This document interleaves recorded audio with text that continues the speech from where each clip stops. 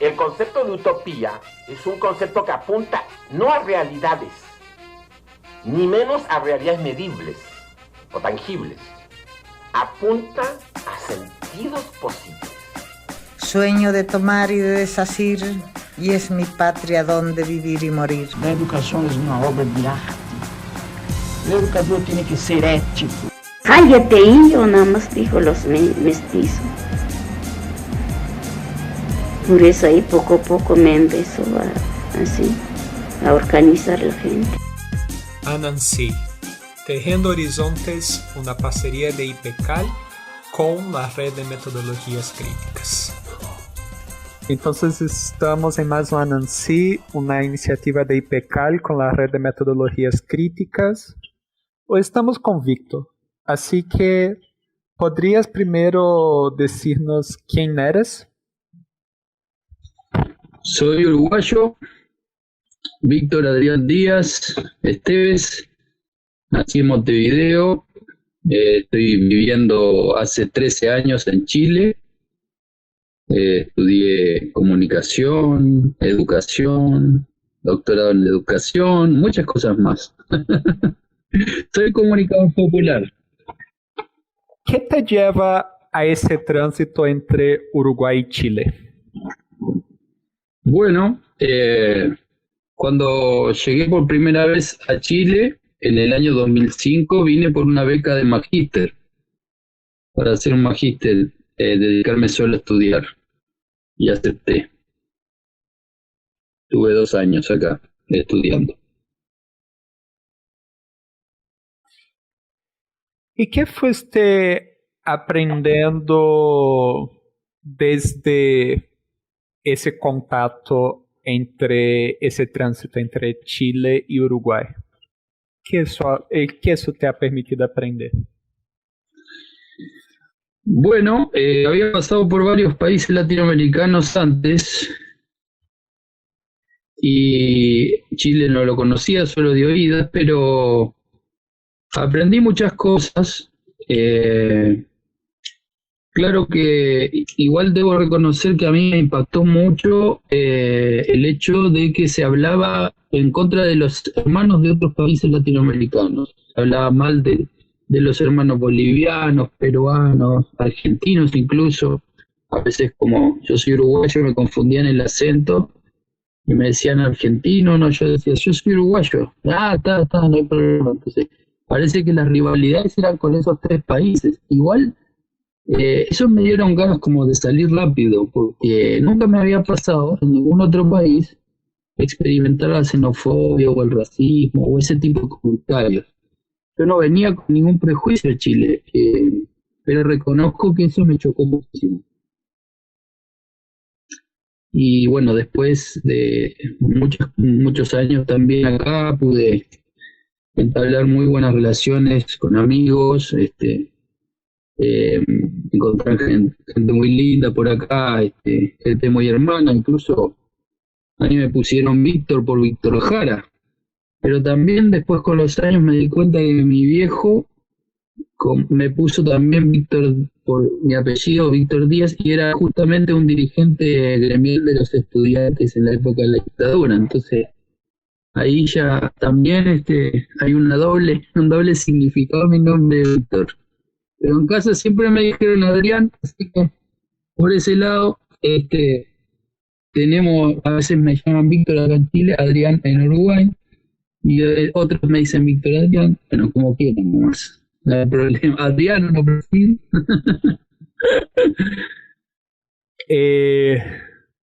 Ahí empiezas trayendo varias cosas interesantes, ¿no? La primera, ¿cómo transitaste por varios países de América Latina, desde la cual como uruguayo te sentías hermanado y tuviste ese choque en Chile con esa cuestión de la rivalidad que aparece? ¿Cómo esa cuestión de ser latinoamericano y conflictuarse con la xenofobia se conectó con ese tu ser comunicador popular? En realidad, no se conectó, se desconectó.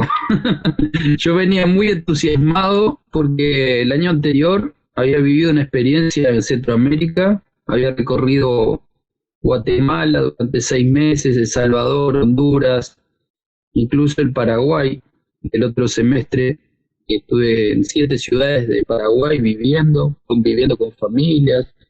Una experiencia maravillosa latinoamericana. Entonces venía con mucha expectativa, con ese fuerte, digamos, impacto de haber compartido tanto en ese año 2004 y en 2005 ese balde de agua fría que recibí cuando llegué a Chile. Entonces eso fue una desconexión, más que una conexión, pero bueno, después uno no puede reducir sus opiniones sobre las culturas, sobre los países. Uno tiene que tener mentalidad abierta, saber que hay de todo en todos lados, y son experiencias, ¿no? Experiencias que también te van ayudando a crecer, a conocer al ser humano, pero una de las cosas más lindas que reconozco, que valoro del intercambio cultural tiene que ver con que las diferencias nos unen, las diferencias nos logran hacer mejor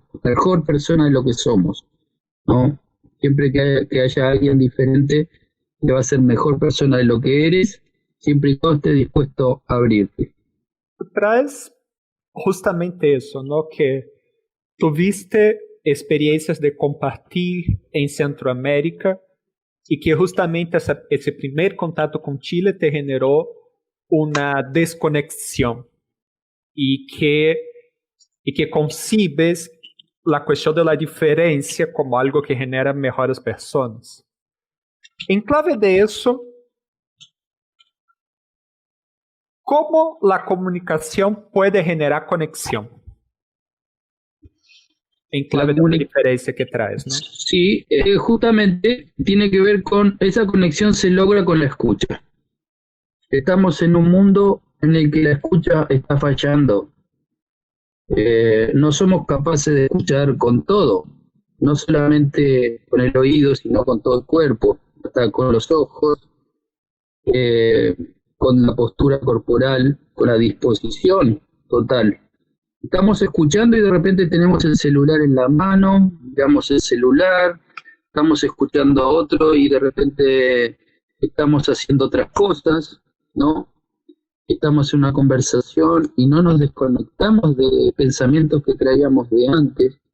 Entonces estamos en una dispersión generalizada, lamentablemente, ¿no? Hacia allá nos ha llevado estos últimos años, ¿no? Y lamentablemente la escucha es justamente uno de los factores que necesitamos para que la comunicación sea más para que sea fluya, digamos, ¿no? Para que sea más completa, para que nos hagan mejores seres humanos. No, la comunicación tiene que ver con la escucha principalmente, no solamente con la emisión de la voz o con la emisión de una palabra, o la escritura de una palabra. Lo que traes tiene algo muy interesante de pensar, ¿no? Porque justamente parte del fenómeno de ese mundo donde la escucha está fallando es que la disputa por la atención es algo cada vez más constante, como tú mismo dices, ¿no? Son tantos estímulos trayendo e intentando competir por la atención del sujeto que muchas veces es difícil se permitir la escucha. En clave de eso, ¿qué papel tú crees que la educación y la comunicación cumplen para crear una preservación de la escucha, para decir de alguna manera? Bueno, cuando vos hablas de educación y comunicación, no puedo dejar de pensar en Mario Kaplun, ¿no? Que es uno de los mentores que he seguido desde muchos años atrás. desde el año 94, cuando visité por primera vez Brasil y tuve la posibilidad de conocer a varios mentores de la comunicación popular en la Unicinos, en San Leopoldo. Y ahí, a partir de ese momento, empecé como a investigar, digamos, ese fenómeno en Latinoamérica, de la importancia de por qué relevaban tanto la educación, la comunicación, como dos disciplinas que convergen, ¿no? Que permiten llegar a buen puerto. Y parte por una necesidad de justamente de escucha hacia el otro, hacia las personas que están en condiciones más vulnerables. Por ahí, por ese lado surge, por las personas más desfavorecidas, por las personas campesinas, indígenas, que en ese momento había un tremendos niveles de analfabetismo, por ejemplo, la necesidad de hacer un mundo mejor que permitía que los medios de comunicación se acerquen a lugares apartados y que empiecen a dialogar con personas que realmente necesitaban tener posibilidades de acceso a la cultura, de tener otras visiones del mundo, ¿no? Por ahí parte la necesidad de una mejor comunicación, una comunicación más humana, ¿no? Por ir al encuentro de los demás. No quedarnos con la idea de la propiedad privada, digamos, de que todo es para mí, de que todo es para mí, para mi familia, no con esa idea de estar dispuesto a compartir con los demás. Yo creo que por ahí va la clave y el secreto de la comunicación. Incluso se dan en todos los contextos y las necesidades de poder establecer diálogos, ¿no? Para llegar a soluciones. Por ejemplo, en una empresa quiere determinado producto, ¿no? Entonces las relaciones de comunicación están en función de esos productos, en función de los plazos y metas, en función de lo que quieren conseguir. Pero muchas veces se descuida el aspecto humano, por ejemplo. Entonces, en las reuniones no se generan posibilidades de conocer al otro, incluso de valorar los puntos fuertes que cada uno tenga para sumar, sino que en honor al resultado que se quiere lograr, esa productividad, es que se efectúan las comunicaciones. Y a veces el buen clima, que es clave en todo esto, un clima sano, solamente se genera por el afán de conseguir los resultados y no por un sentido último de hacer feliz a los demás, de hacer feliz a mi equipo, a mis compañeros de trabajo, en fin. Puse un ejemplo de una empresa, puede ser una organización.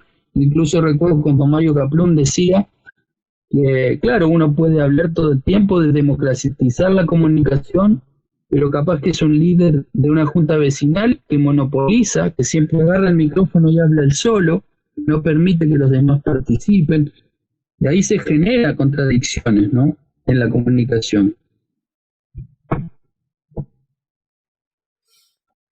Eso que dices me hizo recordar, yo estaba acá justamente intentando buscar, que en el comunicador popular, Kaplun trae una frase muy hermosa, algo como: uno no puede hacer comunicación popular como se vende Coca-Cola.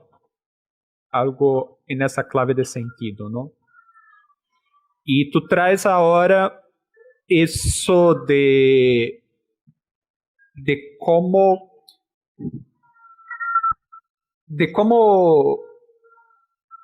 y tú traes esa separación que tú pones de hacer feliz en función de dinamizar y priorizar un poco ese discurso coaching, y en contra de ese ser feliz en sí mismo, que también recuerda un poco la separación de Kaplun de comunicación persuasiva y comunicación popular, ¿no? Me gustaría que en clave de eso profundizaras, porque como tú mismo dices, ¿no?, tú tú estás en un contexto que es el contexto chileno, un contexto xenófobo, como tú lo dijiste, en distintas situaciones, y que ahora pasa por una convulsión social que muy recientemente incluso culminó con una lideresa y profesora mapuche como presidente de una constituyente. Entonces, en esa clave, esos puntos que estás trayendo, como la diversidad, como la escucha, ¿cómo pensar esa cuestión de los proyectos, de los horizontes que se están gestando en Chile desde esas cuestiones que estás trayendo? Bueno, cuando escuchaba a Pepe Mujica decir que el ser humano está lleno de contradicciones, porque como te digo una cosa, te digo la otra, me hace acordar justamente a esas reflexiones de contradicción que se pueden vivir en un país como en el que estoy viviendo, que yo reconozco ser muy agradecido por estar aquí. Y no es todo xenofobia, por supuesto, son pequeños sectores, son algunas personas que se manifiestan como tales. Y el pueblo mapuche ha sentido la opresión desde muchos años atrás, la opresión constante, ¿no? El rechazo constante. Incluso muchos chilenos no reconocen tener influencia mapuche y reniegan de eso. Sin embargo, ahora, claro, con el estallido social, en octubre de 2019, se produce un cambio muy grande en la sociedad chilena, porque muchos grupos contestatarios, muchas minorías excluidas, entre ellas el pueblo mapuche, sale a la calle a defender sus derechos, ¿no? Después que se le han criminalizado y lo han estigmatizado, ahora tienen la oportunidad justamente de tener una representante de su propio pueblo en la constituyente, y eso es una noticia fresca, como decís vos, hace unos días.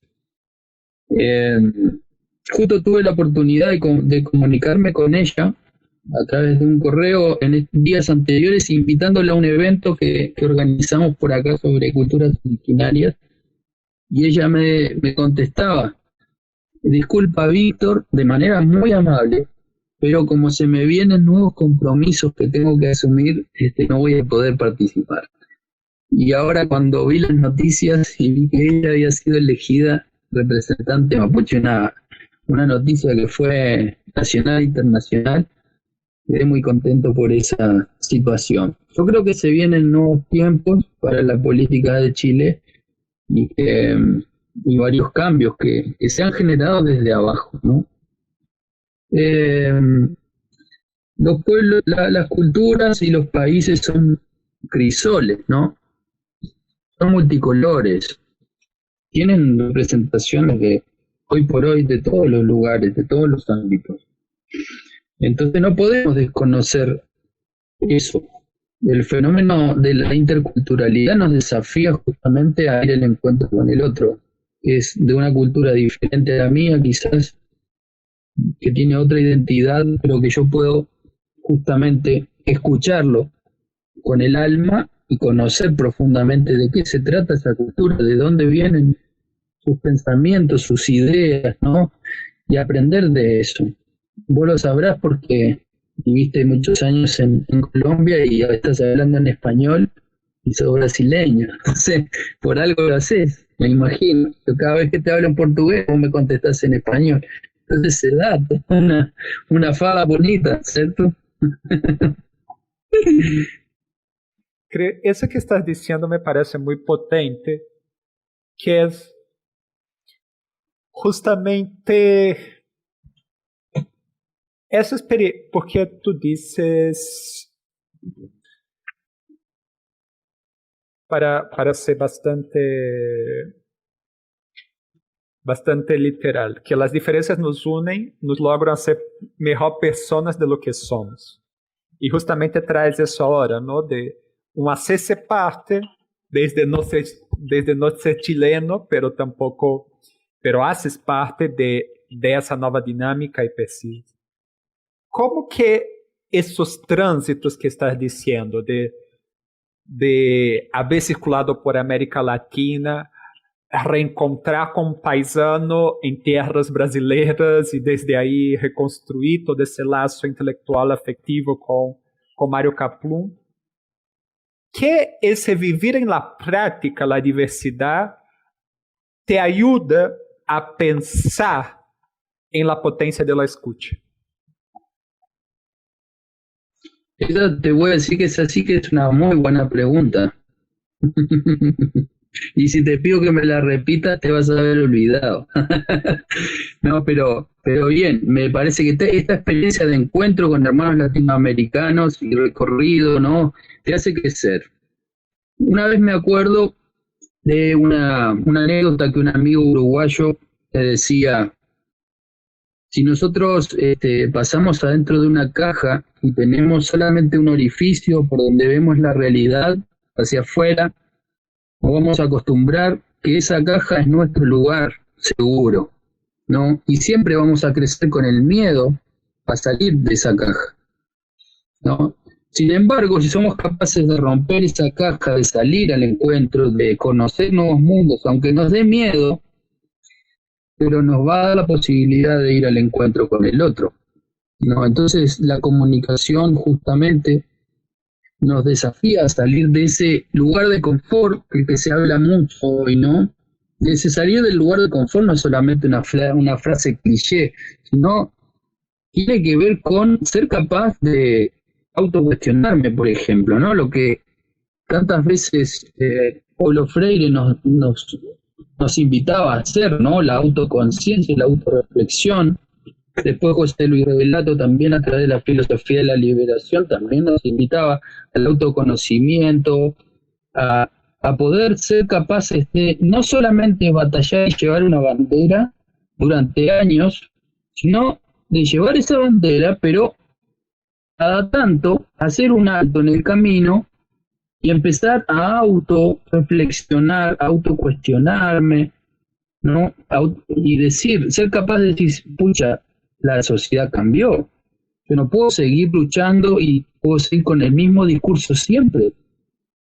Si alguien me cuestiona algo, debo parar, pensar, reflexionar, a ver, ¿por qué me cuestiona tal cosa? Y eso me va a ayudar a cambiar, a modificar mis acciones, porque si no nos convertimos en personas justamente que vamos naturalizando los discursos, lo que predicamos, etcétera. Entonces, si no soy capaz de adaptarme a las circunstancias, de frenar, de parar en el camino, de reflexionar, de hacer proceso de autoconocimiento, de mirar y disfrutar lo que pasa en el camino, no solamente fijarme metas y conseguirlas. De eso se trata la comunicación en realidad, de ser capaz de no estar siempre criticando al otro o diciendo lo que el otro falla, sino como un espejo, digamos, verme a mí mismo y decir: en realidad soy yo el que estoy fallando. ¿No será? ¿No será así? No, es difícil encontrar personas que sepan reconocer eso, porque estamos como acostumbrados a la autodefensa, digamos. Eso es lo que sí nos pasa, ¿no? Estamos como pendientes de defendernos antes de que nos ataquen. Es como termina siendo una guerra.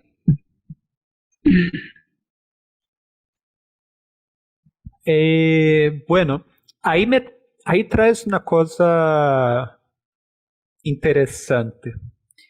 Para ti, ¿qué claves podrías pensar en lo comunicacional para esa comunicación del disfrute, para poner una palabra como tú dices, ¿no? De mirar y disfrutar de lo que pasa en el camino? Excelente pregunta, también me gustó porque el disfrute tiene que ver con esa noción de felicidad, con esa noción de estar bien, del buen vivir, por ejemplo, que vienen de nuestros pueblos originarios, ¿no? La noción de buen vivir es una noción profunda que nos invita a convivir con la naturaleza, a conocer, a nutrirnos de lo que los saberes de los pueblos originarios nos enseñan, nos desafían, y hoy por hoy estamos en un tiempo en el que se va destruyendo la naturaleza, se va destruyendo el ser humano, ¿no? Y los intereses económicos están por delante, lo material está por delante. Por lo tanto, con esa noción de buen vivir, ¿qué hago yo? Lo que hago es justamente ir a mi esencia, es buscar ese ser humano profundo del que Nietzsche tanto peleaba, ¿no? Humano, podríamos decir humano, tremendamente humano, ¿no? Profundizar en que la noción de ser humano finalmente tiene que ver con ir hacia adentro, reconocernos como tales, ir al encuentro con lo que nosotros tenemos en nuestro entorno y convivir de manera placentera, pacífica, de disfrute. Te pongo el ejemplo, vos traías la comunicación y la educación. En la educación que hoy tenemos, un sistema de educación sumamente estructurado, sumamente conductista, donde no está la posibilidad de realmente comunicarme con el otro. Si soy estudiante, tengo que esperar a que mi profesor me permita, me habilite la palabra, no puedo dar mis ideas, no puedo, siempre estoy como censurado permanentemente, tengo que perseguir una nota permanentemente. Entonces, en ese sentido, hay muchos cambios que tenemos que hacer con la noción de buen vivir. ¿Cómo no preguntarme si un estudiante aprende disfrutando de su clase, disfrutando de su profesor, disfrutando de sus conversaciones? No es una clase, es una conversación en definitiva. Imagínate que vos vas a clase todos los días a conversar con tus compañeros, con tu profesor, profesora. Sería mucho más placentera la educación así. Sin embargo, termina siendo una obligación y termina siendo una obligación ingrata para muchos, ¿no?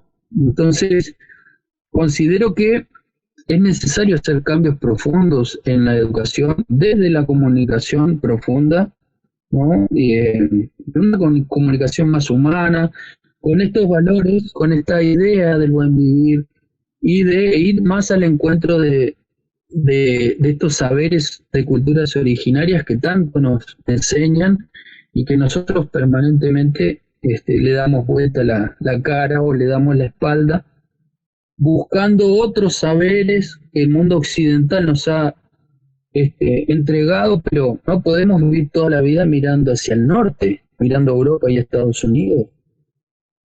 Está bien, aprendimos mucho de ellos, pero creo que es momento de revalorizar lo que nuestras culturas originarias nos entregan, ¿no?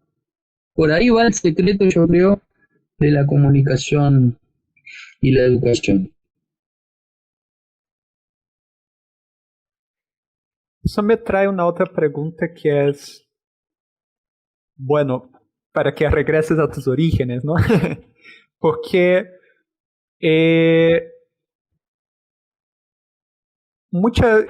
es que lo que tú hablaste me hizo recordar el espacio anterior que tuvimos con Raúl Zibetti en Anansi, donde justamente cuando él habla de Uruguay, ele habla que es un lugar que le da tranquilidad para pensar, que es algo muy difícil por veces de conseguir en América Latina, ¿no?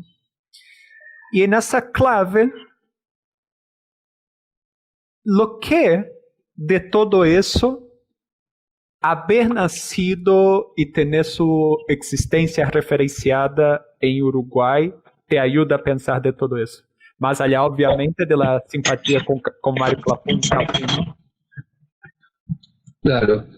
Mira, justo te estaba escuchando y estaba pensando dónde estará el libro de Sibeki que tenía acá atrás. Porque hace poquito estuvimos conversando con él. Y sí, sin duda, tengo que reconocer que Uruguay es un país tranquilo para pensar, es un país tranquilo de por sí, comparando con los demás países latinoamericanos. Y claro, yo justo estaba buscando el Dispersar el Poder, que justamente es el libro ese que mi hermano me regaló de Raúl Sibeki, y ahora hace poquito estuvimos conversando con él, con una organización de acá de Chile, una organización juvenil muy interesante, y él nos daba como ciertas claves como para organizarnos a pensar el mundo, ¿no? Desde lo colectivo, ¿no? Y pensar el mundo desde lo colectivo no es tarea sencilla. Realmente asistimos justamente o pensar lo político también desde la crítica o desde el estigma, o mejor, no me meto en eso, ¿no? Desde la bulia, ¿no? Y tanto Benedetti como Galeano también, o sea, nos han dado cátedras de lo interesante que resulta analizar el fenómeno político, tomar conciencia de tener una postura y ser parte de esa, ¿no? Y desde la práctica generar cambios, ¿no? Desde lo concreto, desde quizá lo cotidiano, de esos acordes cotidianos de los que habla Benedetti, ¿no?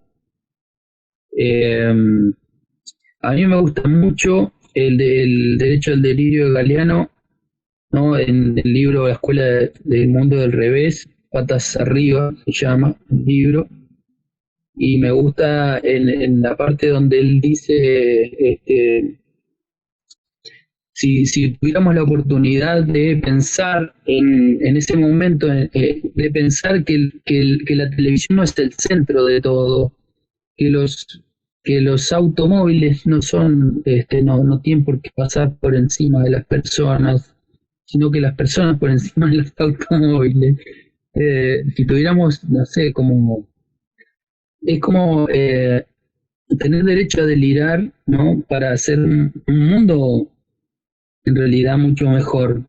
Y justamente ese es como el desafío, ¿no? Lo que vos decís de buscar como tu lugar para pensar con calma y desde ese lugar poder generar cambios. Y yo creo que es posible, ¿no? En clave de eso, para que ya vayamos cerrando, clave de todo lo que dijiste en realidad, ¿cuáles son tus sueños? Bueno, mis sueños pasan por la familia, ¿no? Mis sueños pasan por lograr dar felicidad a las personas que amo y que ellos puedan desarrollarse y ser plenos de manera completa, ¿no? Yo tengo 2 hijos maravillosos acá en Chile, Juan José Adrián y Magdalena Paz, tienen 7 y 11 años, y desde el día que fui papá, mi vida cambió rotundamente. O sea, yo ya dejé de ser el que soñaba por mí y ahora pasé a soñar por ellos, en realidad, ¿no? La paternidad te cambia radicalmente el rumbo, te cambia el norte. Así que por ese lado, yo siento que es eso, estoy en función de mis hijos, y mis sueños es que ellos sean felices y plenos y se puedan desarrollar como seres humanos dignos y conquistar sus sueños, sus propios sueños, darles alas para que vuelen y sean seres libres, conscientes y felices, plenamente felices. Si bien yo ya no llegué al punto culmine de mi vida, considero, pero mañana no sé qué va a ocurrir, pero si me apurás mucho y me preguntás cuál es tu mayor sueño, bueno, tratar de ser feliz cada día, ¿no? Encontrar esa felicidad que cada uno tiene que buscarla en el día a día, porque cada día tenemos la oportunidad de ver el sol cuando amanece y yo lo veo entre las montañas, por ejemplo, y saco fotos. De repente parezco loco haciendo eso, pero imagínate que ahora en plena pandemia, si no somos capaces de buscar la felicidad en el día a día, nos vamos a quedar encerrados, aislados, y nos vamos a volver muy tristes. Entonces, tenemos que buscar formas de salir adelante, ¿no? De buscar formas de ser felices en el lugar que nos tocó vivir y de hacer felices a otros, ¿no? Nosotros no somos el centro del universo, los demás son nuestro centro, y en función de eso es que tenemos que, yo creo que tenemos que vivir y darle el sentido a nuestra vida. Va por ahí.